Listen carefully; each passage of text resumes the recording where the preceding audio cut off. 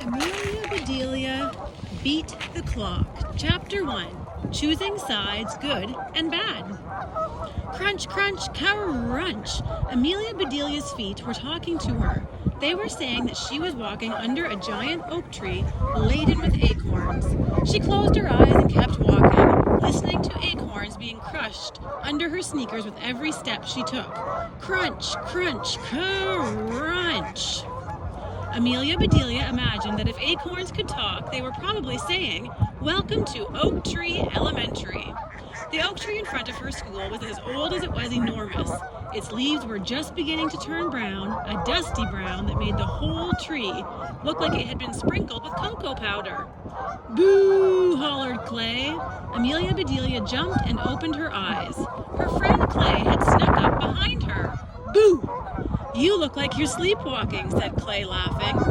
"Who can sleep through this racket?" said Amelia Bedelia. She jumped into the air and landed, crunch, crunch, crunch, on some acorns. Clay covered his ears with his hands. "This tree is making acorns like that it's its job," said Clay. "Well, I guess making acorns is its job," said Amelia Bedelia. "This tree doesn't have to practice the piano or learn how to speak Spanish or memorize multiplication tables or do word problems. The only thing our oak tree has to do is make acorns. It's doing an awesome job of that," said Clay. "There are millions of them."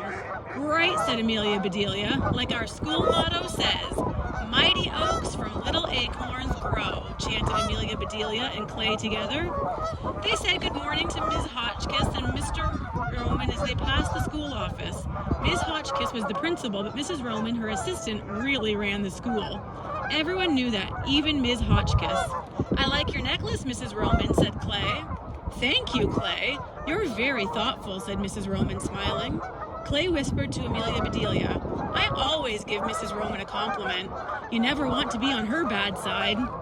Amelia Bedelia turned around to look at Mrs. Roman. Her left side looked the same as her right side.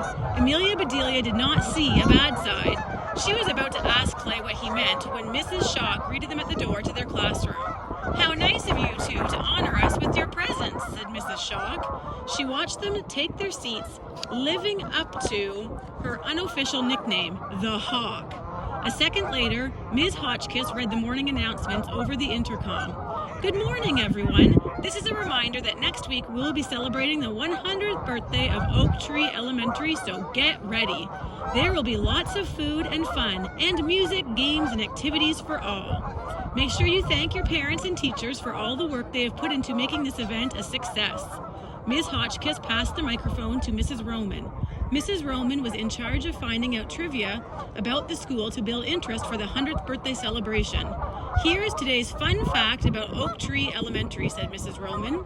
"Did you know that it takes an oak tree 20 to 30 years to start producing acorns?" Then Mrs. Roman read the day's cafeteria menu. Cheers and clapping erupted when Mrs. Roman announced that pizza was for lunch. "My dad says that Romans make the best pizza," said Clay. "Now that is a fun fact." "Mrs. Roman only said pizza," said Amelia Bedelia. "She did not make the pizza, and she is not a Roman." "I like to give her all the good credit to stay on her good side," explained Clay. Amelia Bedelia shrugged and looked out the classroom window. She had a great view of the giant oak tree that gave their school its name. She loved watching the seasons change as the leaves turned, then blew away, only to pop out again in the spring. Mrs. Shaw had once told Amelia Bedelia that she had the best seat in the house.